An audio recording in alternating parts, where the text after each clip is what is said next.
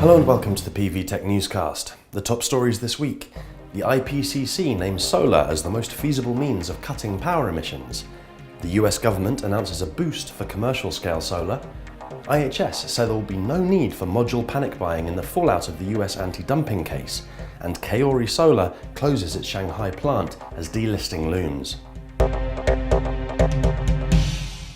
Further to last week's story, the IPCC has said that solar has the largest technical feasibility in mitigating harmful emissions from electricity production by a large magnitude. The final draft of the IPCC's fifth report was published in full on Tuesday.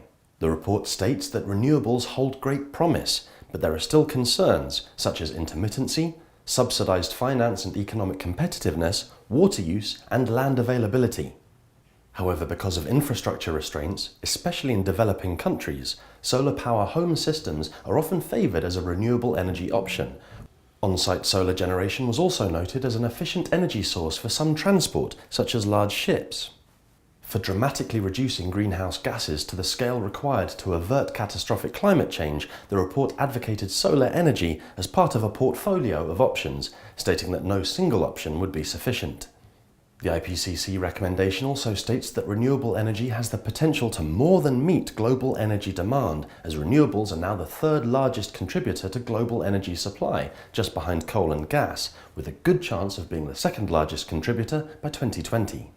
The 15 chapters, covering thousands of contributions from scientific literature on transport to buildings, agriculture and global energy use, will be used to advise world leaders on policy to mitigate catastrophic effects of anthropogenic climate change.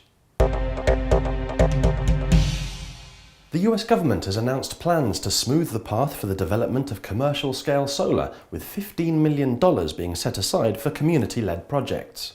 The new Solar Market Pathways project, part of the Sunshot initiative to reduce the cost of solar, will focus on removing red tape to allow communities to establish solar schemes for installs on the roofs of homes and businesses. US Energy Secretary Ernest Moniz said the Energy Department is committed to further driving down the cost of solar energy and supporting innovative, community-based programs, creating more jobs, reducing carbon pollution, and boosting economic growth.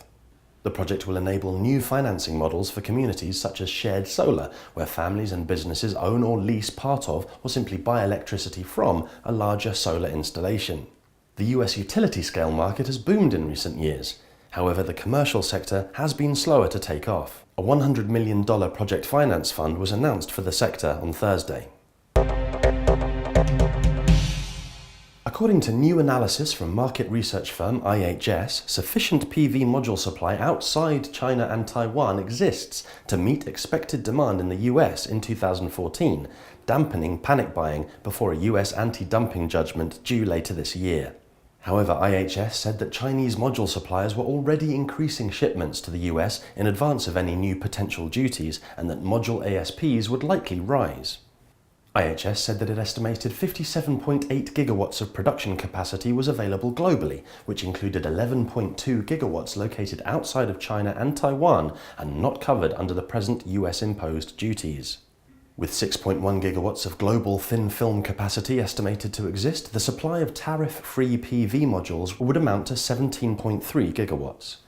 PV demand in the US for 2014 is forecasted by the firm to be around 6.5 gigawatts, easily met from other countries and companies. The key impact would be these higher prices, not least from dominant Chinese suppliers, but alternative manufacturers with higher manufacturing costs and smaller capacities. According to IHS, PV module prices could rise to somewhere between 75 and 80 cents.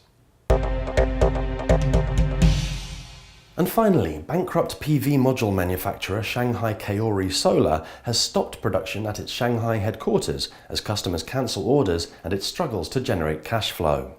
The company was the first in China to default on a bond and has posted 2 years of losses, with the result that its shares and bonds are expected to be delisted on the Shenzhen stock market when it issues its 2013 annual report at the end of April. The company has already warned about expected losses for last year and delisting. Chaori noted that it was collaborating with other firms to keep several other plants open, including 4 solar cell production lines with Dragon Optical, and was seeking similar arrangements for its Shanghai production lines. Suppliers to Chaori Solar have already filed bankruptcy proceedings against the company, although court proceedings have yet to start. And that's all for this edition. Make sure you tune in for next week's newscast, and in the meantime you can stay on top of all the very latest global PV news via our website and our Twitter feed. Thanks for watching.